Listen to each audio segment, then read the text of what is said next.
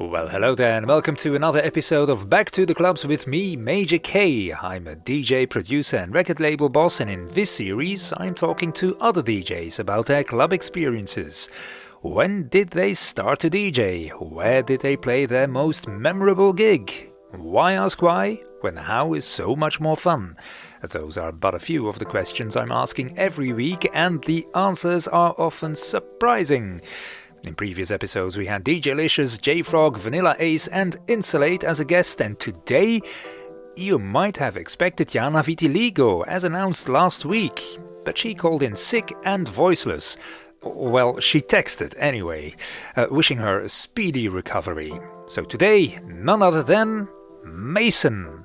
But first, be sure to subscribe to Back to the Clubs in your podcast app. Give the show a raving rating too, it helps more people find the podcast. Thanks in advance. Check out our Patreon page, patreon.com/officialmajork, for all sorts of bonus content. With Mason, we discuss how layer upon layer upon layer in making tracks is a good thing, or is it? You also get the show without this intro, there's free music downloads and so on. You can find me on Instagram, Facebook and Twitter, all at officialmajork. Do check my 2 weekly mix podcast, Flash Forward Presents with Major K, in your podcast app as well. And support Ukraine by buying merchandise in my online store, flashinghotshop.com. And now for our guest today, Mason. You might know him from the massive hit he had with the track Exceeder. First without vocal, then with the famous rap by Princess Superstar, known as Perfect. But he's about much more than that, so the track only gets a mention at the end of our chat. Curious how and why? Well, enjoy the show. Here we go. Back to the Clubs with Major K.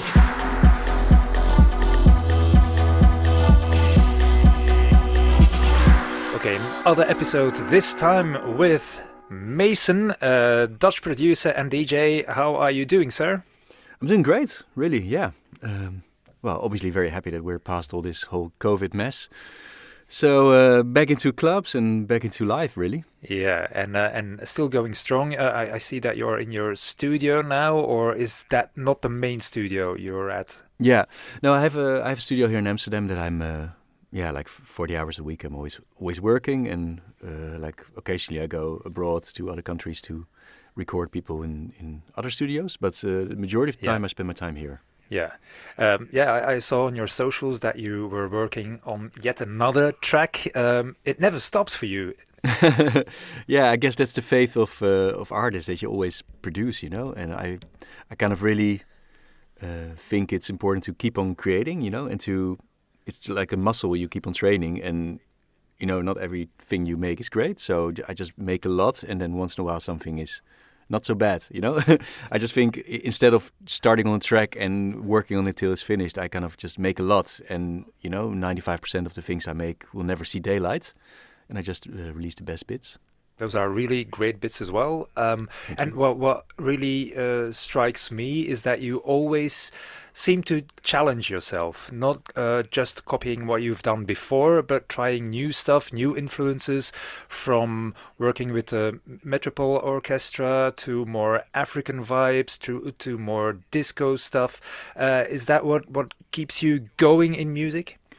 Yeah, that's it really. You know, at the end of the day, I do it for myself. You know, it's great that people enjoy it, and I love that, and it makes it also possible for me to make a living out of this.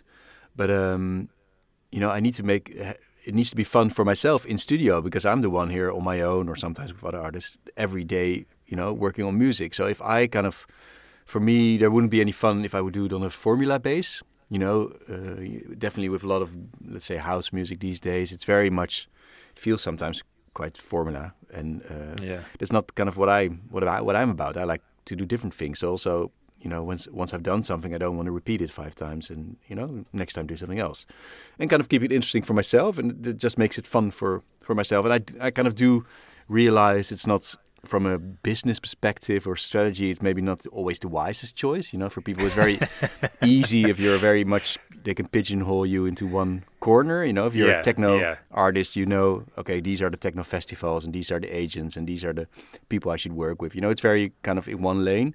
And for me, I'm kind of this guy that's on his own island, really. But I think by now I'm doing it for 20-something years. People know me for my weird little island. And they know where to find me. Yeah, and it's a nice island on which you have visitors sometimes. Mark Knight, for instance, who you've worked with. I mentioned the Metropole Orchestra. Yeah, those are great collaborations if you can get them, right? Yeah, for sure. No, I've been blessed with a lot of great people to be working with in the past, from Rasheen Murphy to Run DMC. I'm doing now a thing with Jack Garrett. I was just doing a track with the MC from Gorillaz last month. Working on this new thing where I'm going to take along a sort of close harmony Motown kind of choir to my shows. Yeah. So yeah, no, I'm always doing stuff with different artists, and it's really inspiring because everybody's kind of good at their own skill. So it's really it's really awesome to work with vocalists that are so great, like guys like these. Yeah, and do you seek those people out, or do they come to you and say, well, hey, I like what you're doing, perhaps we can do something together? Yeah, both ways really. So sometimes people approach me, and sometimes I'm going to a city and I'm just through my publishers and managers and things, I will just try to find the right artist for me to work with. So for instance, 2 weeks ago I was in London for a week. Then I just rent a studio, and then I'm in there morning to evening for a week, and it's like a sort of speed dating thing where a lot of artists pass by, and I come back with like 100 gigabytes of vocals, and then I have enough stuff to work with for the next few months. And I do those kind of trips regularly. To Paris, and we're planning now one in New York. And it's obviously you can also work with people over the internet and with Zoom, and sending back and forth top lines. But for me, it's not ideal, really. It's you get so much better quality and more sort of synergy if you're in the same room with somebody and physically, go back and forth. Hey, try this, try that, do this. Why do we do this? And just record everything, because I think a lot of house guys do it with top lines over the internet, and then it's just maybe you can go back to them with an email saying, hey, could you maybe change this? But you can't do that 25 times. And if you're in the same room, you can. Yeah, exactly. And I must say, I think, you can get more nuance in their performances as well, because sometimes it's so the little details that make a great rendition into an even greater rendition. Yeah, the devil's in the detail, really, isn't it? I think it's with everything in the music. If let's say if you would rate every element from 1 to 10, and your hi-hat is a 7, and your snare is a 7, and your bass line is a 7, the whole total track would become a 5. So yeah. So I think the whole very important element from this kind of work is to just be super critical and be very easy to delete your own stuff, and kill your own darlings, because at the end your taste and your musical ability to judge stuff, if it's good or not, is the only thing you have, really. That's the most valuable. So do listen to that hi-hat if it's a 10 or not, and that snare and that etc. And the same with vocals. Yeah, and so there's a lot of tracks out there, well, perhaps on your hard disk, that won't see the light of day then? Yeah, it's about 7,000 demos I think I have, last time I checked. My God, yeah. You're kidding, right? No, 7,000. No, I'm not kidding. Oh, I can check it actually at a minute if you want. No, it's, but I mean, a lot of these are just, 8-bar ideas. And sometimes I do these weeks where I just every hour do a track. And then, it's just an idea, a sort of a groove, a bassy thing or a chord thing or whatever. And then, save it, save the logic file, save an MP3, and then the next. And then at the end of the week you have 40, and then 2 weeks you have 80, etc.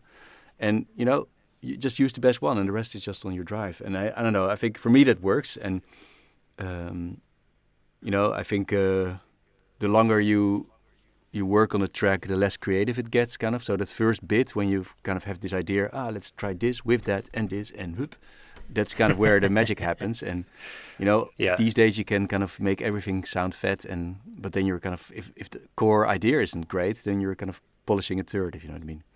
So it's not, I mean, it's just my way of working. I'm not preaching that everybody should work like this, but for me it just works to kind of do a lot of ideas. And same as, for instance, if I have like if I have to do a remix for somebody, I kind of, first thing I do is just do like 10 different versions quickly, like half an hour this, half an hour that, and then pick the strongest idea and then start to spend 2 days on that to kind of make it cool.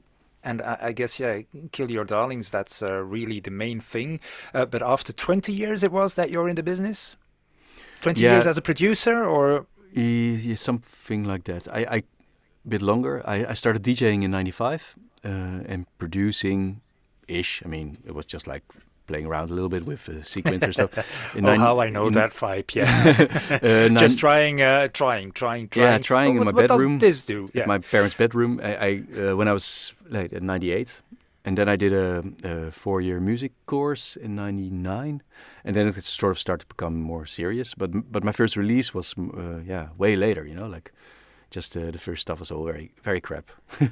Well, I think that's with most artists, you first you try, you perhaps have a sound in mind that you want to go in that vein and try to emulate that. But it's always looking out for how to make it your own and how to make producing your own as well. And I think it's good people take their time, because the music that's the first releases you're going to be putting out there, they're going to be out there forever, and people will always listen to those and find those. So if it's not good enough yet, better wait a few more years, till you know that you can contribute to what's already out there, because there already is a Seth Troxler or whatever, and there's no reason to become sounding like somebody else, Find your own sound, find something that you do that's unique and is good enough, and wait for that.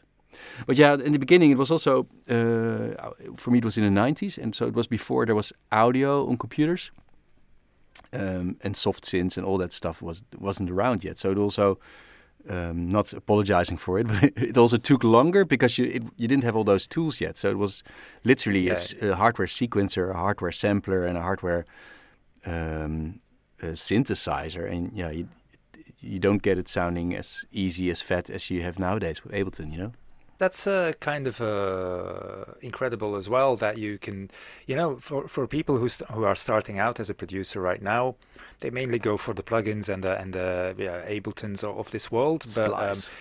And Splice, Splice as well, But if you can make your sounds yourself with this huge sequencer, this drum computer, whatever, it takes a different skill too. Yeah, I mean it's just much more complicated, so it just takes longer to get creative, and it's not necessarily a good thing, I think the less you have to think about sort of technical stuff, the more you can be creative. So I much rather live in these days than back in those days, because I don't have to think much about putting my idea down. I kind of, don't even think about it, instead of scrolling through sampler menus indefinitely to get to change the decay time or whatever. It was horrible. But it's sometimes limitations can also make you creative. I think that's also sometimes the other advice for people, to sometimes limit yourself. Make a track with just 8 channels, or make a track with only 1 synth, or it can also bring creativity, because there's so much options nowadays. Where do you start? Sometimes people are a bit mind blown by all the million plugins and things, and at the end it's about the idea. Yeah, absolutely. Going back to the clubs now, what was your first club experience? Not as a DJ, but just as a regular person going to a club night. What was the first club you went to? Good question. I also think it's the first time somebody ever asked. I think it's a club called Club Nicky's in Hilversum in the Netherlands. I grew up 30 minutes from Amsterdam, and we had in the town next door there was a club, and it was kind of actually back then a kind of serious club. It had good DJs from the Netherlands. I started when I was 15 or so obviously I wasn't allowed in because it was probably 18 or 21 plus. So it was always very kind of a quantity game. So you had to try 5 times to get in, and then the 5th time you might succeed. If you were lucky, you were going with a friend that looked much older or something like that. And I also, I was really blown away by the DJs. I was just in a corner standing and just wow, listening to Isis, for instance, from the Netherlands, or Eric E. Yeah. And I remember they had instead of paying your drinks with money, you had to pay your drinks you got like a card, and they would just write down on your card how many drinks you've ordered, and then when you left, you had to pay the bouncer, which was this really scary looking dude. And I was like 15 or 16. I had no money, so I could maybe afford like 1.5 beer or something. And then so I was always like questionable: what I've drank, could I actually pay for it? And otherwise, what would happen? Would probably be dragged to some back room. But yeah, that was my first experience. I reckon. Yeah, and as a DJ, what was the first club you played in? I remember some school party, but probably the first club that I played in was also in my local hometown, a club called The Basement, and it was really dodgy. It was dealers and there were prostitutes there and the whole thing. Right. And everybody was like old, like 30, 40, and I was 15, 16, and I got like 50 guilders for it, so 20 euros for the whole night DJing, and then I also had to sweep the floor and stuff. And my father, I had to bring my own equipment, or at least turntables and a mixer. So my father built me this sort of huge wooden box where 2 Technics fitted in and a mixer and my records. So it weighed like, I don't know, 2 cars. And so I got there every time, played, and obviously nobody danced. And but it was a good experience to just make hours. And then at some point I came up. It was Friday again. I rang the doorbell, and they opened up, and they were like, "Who are you?" And I'm standing there with my big crate with Technics and records. And I was like, "Yeah, I'm the DJ. I'm playing here all the time." "Oh no, we bought it. Piss off." So they bought other gangsters bought the place, and I had to kind of go back home. So that was the end of my DJ career at Club Basement. Yeah. And pretty soon after I started to look towards Amsterdam, and it wasn't so far away, and we were already kind of spending weekends there. And I kind of started kind of young, I was like 16, 17 playing in Amsterdam clubs. And so I was always the youngest kid in the club, everybody was much older. Yeah, because younger people weren't allowed in, I think. No? Yeah. It was good that you were the DJ, because otherwise you wouldn't have gotten in. So for a very long time, I always felt very kind of the young guy on a house party. And at some point, I do realize I'm now the old guy in a house party. But it's kind of, it wasn't always like that. No. If you can compare clubs throughout your career, there must be things that you say, well, if they have this and that makes the club worthwhile. So what does it take for a club to be really, really great for you? Wow, that's a difficult question. I do think it's great if a club does their own programming instead of just renting it out to whichever promoter, if you know what I mean. Yeah. Because then a club gets its own identity and vibe and profile. Because especially here in the Netherlands, a lot of venues are just like almost rentals, They just, Friday we give it to these guys who are doing their drum and bass thing, and on Saturday we're giving it to these guys who are doing their EDM thing, and they don't care, But then you never really get a certain loyal audience, or because then nobody is really attached to the place anyway. So that's important. Sound obviously is. I like clubs not to be too big. I like it to be intimate. At least if you're a clubber yourself, at the end of the night you have the feeling you made a lot of new friends. Just so it's also a social place, and obviously where people are open-minded musically. Yeah. Especially because when you play a set, what can people expect exactly? Is it because you're like, as a producer, you try different stuff? It's dance music, of course, but the influences can vary. Is that what you do during a set as well? I keep it varied, but I do keep it also sort of energetic and a fun. I want it to be a fun and a sort of energetic and a sort of original way. So it's I guess it's much more energetic than my average record I release.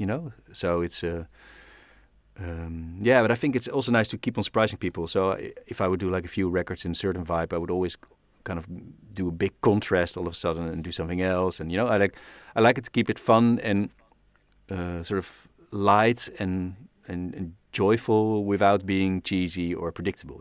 Uplifting sets. It's definitely uplifting, but somewhere between indie and disco and house and electro and funk and somewhere there. Yeah, somewhere there. You mentioned at the first club you ever went to that there was a DJ playing who blew you away. Do you remember who that was? Yeah, well, I think it was Isis from the Netherlands. She was called, Oh, it was yeah, ISIS. Yeah. 100% Okay. Isis. I think it was the first Yeah. DJ I ever heard. Yeah. But then later on, I went to more parties like Awakenings. I think I went to the first edition, and that was very much techno. You know, I think in the beginning, and it's for a lot of DJs, I wasn't so locked into one particular genre. You know, it was just like house music in general or dance music in Sure. general. So I was also really blown away by techno and by trance stuff and by, you know, kind of, Yeah. I was kind of sucking everything in. I remember I went to Dead Awakenings and I brought like cassettes with my own mix, and I spray painted it gold and put like a pink wrapper around it, and I thought I have to give it to DJs, you know, because that's how you do it. To get gigs is to kind of give your demo. So I had like these pockets with cassettes. So it was really uncomfortable walking around and dancing because of the big cassettes. And the stage was just like 3 meters high or 4 meters high or something. So I couldn't give it to anybody. So the only thing I could think of was throwing it at them. But it's quite a heavy object if it kind of, you know, strikes you. Yeah. So Did they appreciate that? they did or- not. No, they did not, I'm afraid. No. And at some point I got like an angry light jockey or somebody came to me like, what the fuck? You almost killed me. So somewhere probably at the end of the night, some guy swept it off the floor and threw it in a dustbin or Yeah. Never had any gigs? No, because nobody of called your, me. Nobody called me. Actions, no. Yeah, I probably had my parents' phone number on it. So, or maybe my parents didn't bring the message. They didn't book That's me for That's a possibility as well. You should check with your parents. no, if you can. nobody booked me on Awakenings as of yet. But it might have to do with the fact that I never played techno. No, that's a good point. Yeah. Yeah. So yeah, those DJs you were really a fan of, and you were trying to get to know them and get them to see you as well. Is there, apart from Isis, who you saw at a really young age and blew you away, is there another DJ who you saw perform at the club that you thought, well, this is wowzers? Yeah, I'm trying to think really. Back when I was moved to Amsterdam, you had like the Matzo. Maybe you remember. I don't know. It used to be, I think, around from the 60s or 70s. My father's an artist. He even went there. Okay. And I saw people who were just the regular guys who just played there every week, like Sally and Eva and stuff. Yeah, you guys don't know them, but they're back then they were kind of the residents, and I was just really blown away by how professionals did it, you know, and how to build up a set. And you know, I don't know how objective I was, if they were really great, but for me, just to hear guys that were doing it week in, week out, build up a 3-hour set and tell a story, and kind of pretty soon afterwards, the whole kind of progressive thing kicked off as well. So the Sasha and Dickweeds and all that, and I was into that. So yeah, I kind of I was just sucking in more and more and more. But I also started playing quite a bit around that same time. Yeah, and while you are a DJ for many years now, is it still possible for you, while you know the techniques and how to build a good set and whatever, to get impressed by another DJ? Yeah, for sure. And it can be on different reasons, you know. Sometimes it's because somebody is just really fun to watch or is a good performer, or sometimes somebody is just very good at their technical stuff.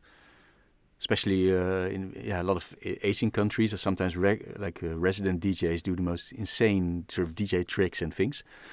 Right. And sometimes about the main thing, that just somebody has just this amazing music taste.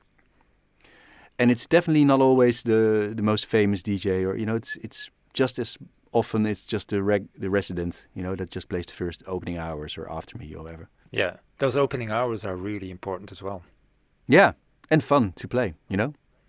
Because if you're doing it well, it's only winning. You're going from zero to something.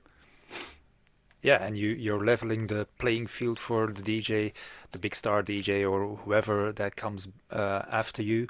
If you got the crowd warmed up and really already going a bit, it's like in football or soccer when you give a pass and you know one of the other players can make a brilliant goal. Yeah, and you're only kind of building up, you know, because if you're on the last shift from, let's say, 4 till 6 or whatever, then I mean, realistically, how good you are, still people are going to slowly leave and get tired on whatever reasons. So the opposite is on the early night hours. You know, it is gonna slowly get busier and busier and busier. So you can also slowly create a better vibe. So in that sense, it's kind of winning. So you need to, you know, if you're somewhat good, you can. It's kind of easy to create a vibe, and yeah, no, it's a lot of fun, and a lot of people do it wrong. And I think there's definitely there's this saying that you kind of learn to DJ from opening, right? Yeah, absolutely. I mean, it's definitely much easier to play peak time for 1 hour on some festival or club, because then people are up for it anyway, and they know you're a headliner, and you know you play those 15 bangers, and you know. But I think it's more challenging the other stuff. Absolutely. Is there a club experience of yourself as a DJ, so a set that you played at a club where you thought, well, all the stars are aligned now, this is really amazing? Not to toot your own horn, but just like the experience that you had, wow, you really are, vibrating even when you left the stage 20 minutes before. Yeah, so many. It's really hard to pick one, but you know, it's definitely not every time like that.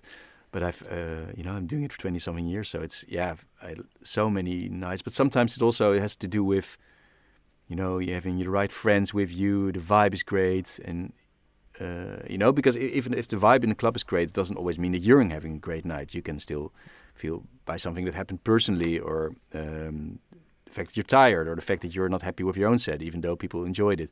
But there are also all these elements that also help for you to have a great experience, apart from objectively if the party is going well. It's difficult to pick one, but usually it's kind of the smaller places, because then you're more part of the party. You know, if you're further away on a big stage and stuff, you know, I played these kind of sometimes 40 or 50,000 people things, and that's great in its own way. That's very impressive, obviously, but you're also very far away from audience. And I remember in Australia, I did one time in 24 hours four shows in 4 different cities. So I didn't sleep for 24 hours, and had my friend with me, and we were just flying from one place to the other. And the last one was like a bonus after hours party things, but it was in an old sort of druggy kind of old. The Moulin Rouge. I think it might still be around. I'm not sure. Anyway, it was in Sydney, and it kind of looked like the Moulin Rouge, and it fitted. You know, probably 100 people could fit in, and they squeezed in 200 people. You know, so it was that kind of vibe. Right. And we were like already going for. We had free parties already and big stages and 24 hours, and then everybody we knew from Australia was there, and we had the greatest time, and it was going off. And you were like, you know, 20 centimeters away from the audience, and it kind of, then you're becoming really part of the party. So those are always great. I'm doing my own. I used to organize a lot of club shows, but I kind of started to find that a bit boring. But we're doing our thing called the Cafe Rave. It's like these sort of hole-in-the-wall bars where there's only like 2 alcoholics. You know, these really crappy, dodgy, empty, like the shittiest bars in a city. Yeah. We go to 4 of those bars on one night as a sort of pub crawl, and we bring 300 ravers and a DJ set on wheels and a sound system on wheels, let's say. Cool. And we did doing that for 10 years now, so it's a thing in Amsterdam. We did it also outside of Amsterdam. And that's probably the most fun party. It's free. We only tell the people, we don't have to promote it because too many people always want to come. So we just say, meet up. We always pick this weird location, for instance, in a supermarket near the cheese aisle or something. And then all of a sudden, like 200 people show up near the cheese aisle in the supermarket. And then the security is like, what the fuck? Anyway, we don't tell them which bars we're going. We just say we're starting there at 9 o'clock. And then they follow us, and we, with a group of 7 friends, move the PA and the DJ set to the next place when they're coming, and then so they just go from one place to the other, and every time staying everywhere for 1 hour and just stage dive and rave and rave and rave. And those bars have first time in their life make a profit, and so everybody's happy. And, nice. And then we go after 1 hour, we go to the next place and we start again. That's probably my most favorite party, just because it's so much about kind of the reason why we all do it, you know, just the fun and the guerrilla element of just house music, and I don't know. Yeah. And so if people are in Amsterdam and you're doing that, how can they know that you are doing a gig somewhere in that respect? Yeah, if they follow my socials, that's everything /Music of Mason, Music of Mason. But this cafe rave thing is coming from my label. My label is called Animal Language, the one that I own. And these are called the Animal Language Cafe Rave. So if you search for Animal Language on socials, you'll also find about it. Well, I'm often in Amsterdam, so we have one planned for those. We have one planned. Oh yeah, can you give the scoop? Yeah, the next cafe rave, and it's first time after COVID, is on June 18. June 18. And but the location 18. You'll not disclose, I guess. No, we'll tell like I don't know, 3 hours before or something. Okay. Yeah, and we're doing a King's Day thing as well on the street. Right. That's April? Yeah, no. it's April 27th. Yeah. And we, you have these official events, but we obviously never bother getting a license.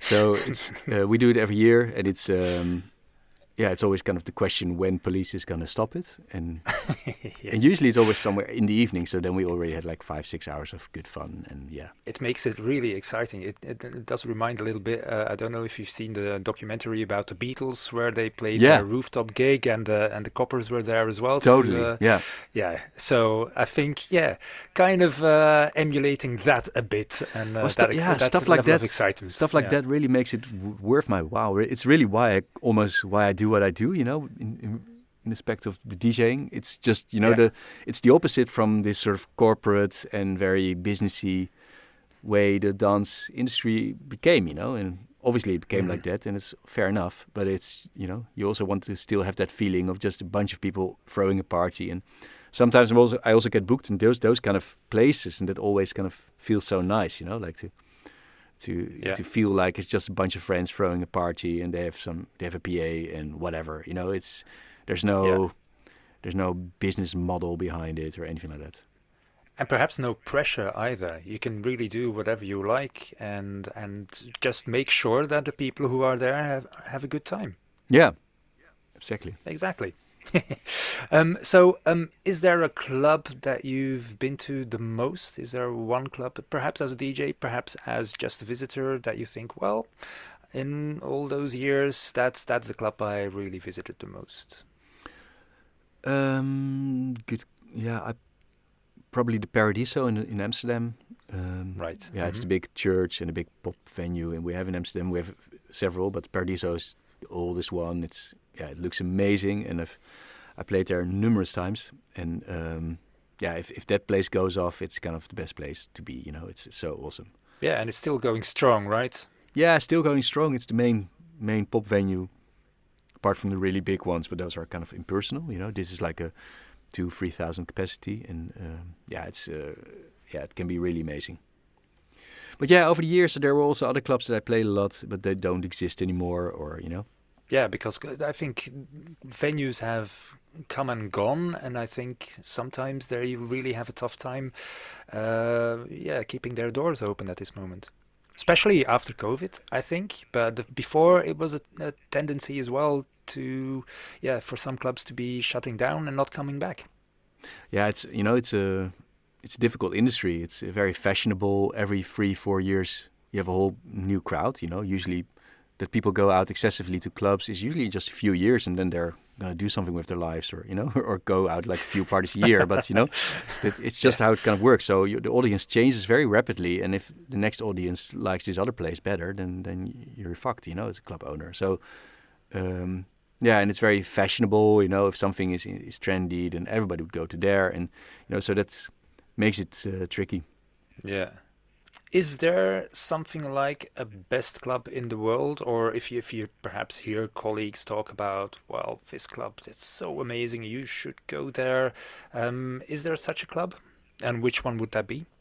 I wouldn't be able to say. The first thing that pops into my mind is Green Valley in Brazil. Because it's outdoors, it feels like a festival. It's you're between trees, and it's in this sort of very literally green valley. So that comes to mind. Yeah, no, there are too many great. I wouldn't be able to name one. And to be honest, it's the last 2 years have obviously been kind of shit. So I'm also it also changed, and it changed every few years. So yeah. Yeah. Have you ever performed at Green Valley or? Yeah, a few times. Yeah. Okay. So is there a club that you haven't performed at yet and that you really want to? That's on the club that's on your bucket list. Well, I Yeah. really need to play there. Yeah, I've never played Rex in Paris.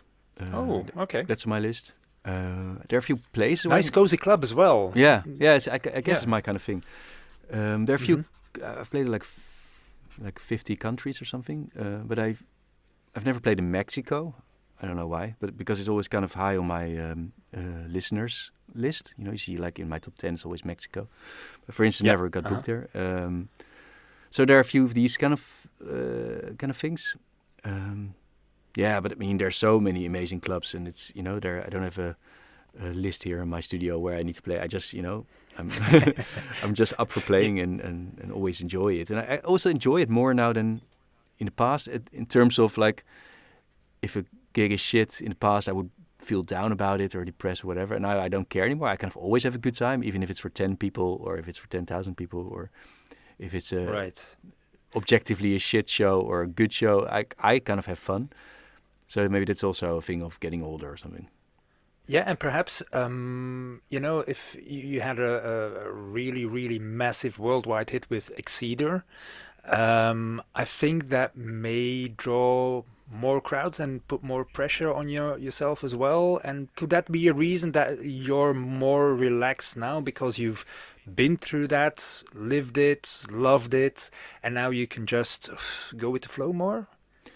Yeah, I mean, that was a different time, obviously. And for a few years, it was very much, my career was very much Exceder focused, just those, like, let's say 3-4 years around Exceder was just like shows that were just, people knew me from that record. And right now people know me from all sorts of records and things, Yeah. So that kind of makes it a bit more balanced, because back then people were just waiting for me to play that one song. And it was also, it became a pop hit as well. So sometimes you got like shows where that weren't kind of my sort of, the audience wasn't really my sort of audience.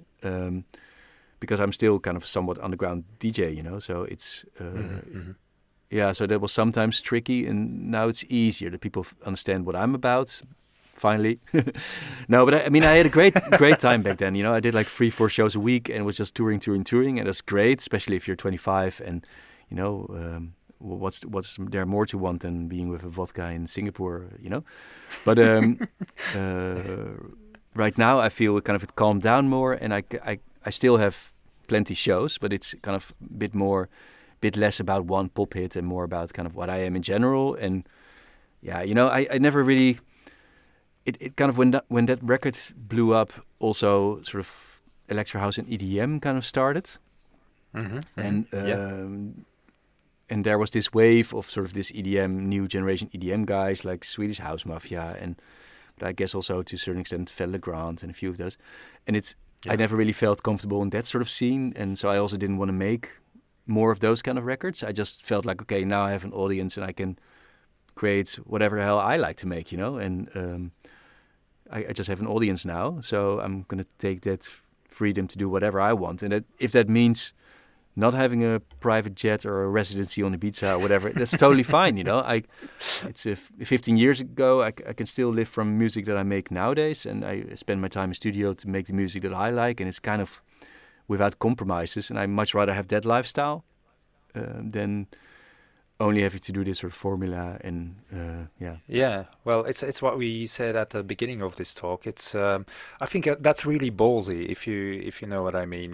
To not copy yourself and not go the downtrodden path of, well, I have this huge hit, so I'm gonna make something that's a little bit like that, blah blah blah blah blah, and just cash in on that. You didn't do that, and that's a great thing. Well, I mean, I guess it would be a different story if I would be on the verge of almost having to take on a day job. Maybe then I would make different decisions to make sure I didn't have to take on a day job, let's say. So I can do this financially, so that gives me the luxury of then choose, okay, then I don't need much money. I can just much rather have more creative freedom. Loving that vibe, absolutely.